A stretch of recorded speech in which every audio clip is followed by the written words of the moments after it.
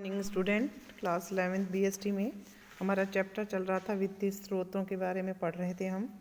व्यवसाय के वित्तीय स्रोतों में हमने अपने 3-4 पॉइंट डिस्कशन कर लिए थे, जिसके अंदर हमने संचित आय, व्यापारिक साख को डिस्कस किया था। साथ में हमने फैक्टरिंग, आड़त के बारे में भी पढ़ा था। आज हम वित्तीय स्रोतों में अपना चौथा पॉइंट लेने जा रहे हैं, जिसका नाम है लीज वित्तीयन। लीज वित्तीयन क्या होता है? लीज वित्तीयन एक प्रकार का एक ऐसा अनुबंध होता है दो पक्षकारों के बीच। पक्षकार कौन होते हैं? जिसके पास संपत्ति होती है और दूसरा जो उस संपत्ति को चाहता है यूज़ करना। तो जो पक्षकार होते हैं, इन दोनों के बीच एक एग्रीमेंट होता है, जिसमें एक पक्षकार दूसरे पक्षकार को अपनी संपत्ति को यूज़ करने के लिए आधिकारिक तौर पर हाँ करता है, और वह अधिकार प्राप्त करने के लिए प्राप्तकर्ता उसे राशि प्रदान करता है जो उनके तय होते हैं बीच में। तो लीज अनुबंध में एक संपत्ति का मालिक दूसरे संपत्ति को भुगतान के बदले संपत्ति का प्रयोग करने का अधिकार देता है। संपत्ति है जो निश्चित समय के लिए दी जाती है, जिसके बदले में उसे शुल्क चुकाना होता है, जिसे हम किराया भी बोल सकते हैं। जो संपत्ति का मालिक होता है वह पट्टाकार कहलाता है, जबकि संपत्ति का जो उपयोग में लेता है व्यक्ति, वह पट्टाधारी कहलाता है। पट्टाधारी पट्टाकार को संपत्ति के उपयोग के बदले एक निश्चित अवधि जो भी तय है, 5 साल, 10 साल, 3 साल, जो भी है, उस अवधि के लिए एक निश्चित राशि जो दोनों के बीच तय होती है उसका भुगतान करता है, जिसे कि हम पट्टा किराया भी कहते हैं। लीज की व्यवस्था के नियमन के लिए दोनों के पक्षकारों के बीच में शर्तें होती है जो अनुबंध में लिखी होती है, और जैसे ही उस लीज की अवधि समाप्त हो जाती है, संपत्ति पुनः संपत्ति के मालिक के पास चली जाती है। लीज वित्तीयन से फर्म को अपने आधुनिकीकरण, विविधीकरण के लिए महत्वपूर्ण साधन प्राप्त हो जाते हैं, और उसे स्वयं को किसी प्रकार का लंबा इन्वेस्टमेंट, जैसे कि हम मशीन की बात करें या किसी और फैक्ट्री की ज़मीन की बात करें, उसको नहीं करना पड़ता है। परिणाम स्वरूप क्या होता है? वह बहुत तीव्रता से बिना फाइनेंशियली उसके पास सोर्स हुई ही वह उन चीज़ों को अधिकार में ले लेता है और अपने व्यवसाय को चला सकता है। लीज वित्तीयन की संपत्ति को क्रय करने के लिए सबसे अधिक महत्वपूर्ण चीज़ है कि ये उन चीज़ों के लिए ली जाती हैं जहाँ तीव्रता से तकनीकी विकास के कारण जो संपत्ति होती हैं वो अपरिष्कृत होने का जिनमें डर रहता है, यानी आशंका रहती है। जैसे कि हमारे कंप्यूटर्स है, इलेक्ट्रॉनिक आइटम्स हैं, ये ऐसे उपकरण होते हैं, मशीनें हैं, जो समय के अनुसार बहुत तीव्रता से इनमें बदलाव आ सकता है और हमें नुकसान भी उठाना पड़ सकता है, और इसके लिए एक लंबे इन्वेस्टमेंट की भी आवश्यकता होती है। पट्टे पर लेने के निर्णय से पहले संपत्ति को पट्टे पर क्रय करने और संपत्ति को ही क्रय कर लेने के मध्य तुलना करना बहुत ही इम्पॉर्टेंट होता है। अब लीज वित्तीयन के फ़ायदे क्या होते हैं? देखिए, लीज वित्तीयन के फ़ायदा पट्टाधारक को बहुत कम पैसा लगाकर ही उसे वह संपत्ति प्राप्त हो जाती है, जिससे वह अपने व्यवसाय का विकास और विस्तार कर सकता है, अपने लाभ कमा सकता है। दूसरी चीज़ होती है सरल प्रलेखीकरण के माध्यम से संपत्तियों का वित्तीयन आसान हो जाता है। सरल प्रलेखीकरण बहुत ही कम कागजी कार्रवाई से लीज में वित्तीयन हो जाता है, यानी आपको लीज पे आपके यूज़ करने की संपत्ति का अधिकार मिल जाता है। पट्टाधारक द्वारा जो भुगतान किया जाता है लीज का किराया, उसको भी हमारे जो टैक्स डिपार्टमेंट है वो टैक्स से क्या है, उसको न जो टैक्स चुकाते हैं उसमें हमें क्या मिलती है, छूट प्राप्त होती है, उसे लाभों में से घटाया जाता है। कहते हैं ना, एक टैक्स फ्री होता है ये, मतलब आप किराया देंगे तो आपका जो आयकर बन रहा है, मान लीजिए 2 लाख बन रहा है, तो 2 लाख में से अगर मान लो आपने 1 लाख रुपये किराया दिया या 50,000 रुपये लीज का किराया दिया है, तो वो कम होकर आपकी कर योग्य आय 1.5 लाख रुपये ही रह जाती है। इसके द्वारा वित्त लेने से स्वामित्व तथा व्यवसाय के नियंत्रण में कोई भी कमी नहीं आती। क्यों? क्योंकि हमने न तो किसी संपत्ति को न किसी अन्य चीज़ का अधिकार उसे दिया होता है।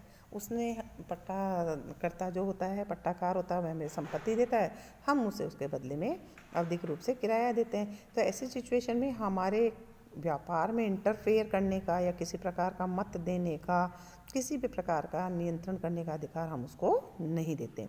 लीज समझौते से व्यावसायिक इकाई के ऋण लेने की क्षमता पर भी कोई प्रभाव नहीं पड़ता, क्योंकि न तो हमने किसी प्रकार का कोई संपत्ति उसको जमानती तौर पे गिरवी रखी होती है, न किसी अन्य प्रकार को शो किया जाता है। तो ऐसी सिचुएशन में हम चाहें तो हमारी अन्य संपत्तियों को रखकर कहीं से भी बहुत ऋण प्राप्त कर लेते हैं, अर्थात ऋण लेने की क्षमता पर हमारा कोई भी प्रभाव नहीं पड़ता है।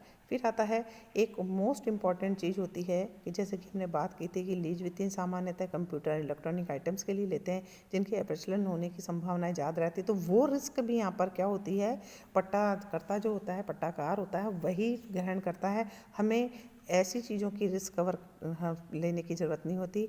और इससे पट्टाधारक क्या होता है, अगर मान लो कोई चीज़ अप्रचलित हो जाती है तो पट्टाधारक संपत्ति के पुनर्स्थापन के लिए अधिक अवसर उसे प्राप्त हो पाते हैं। लेकिन इसके गुणों के साथ साथ इसकी सीमाएं ये है कि लीज वित्तीयन की जो व्यवस्था संपत्ति के उपयोग के लिए कई बार रोक लगा देती है। उदाहरण, पट्टाधारक को संपत्ति में किसी प्रकार को परिवर्तन या संशोधन करने के, जब चीज़ हमारी होती है, हम खरीदते हैं तो हम हमारी आवश्यकता के अनुसार उसके अंदर तब्दीली कर सकते हैं, परिवर्तन कर सकते हैं।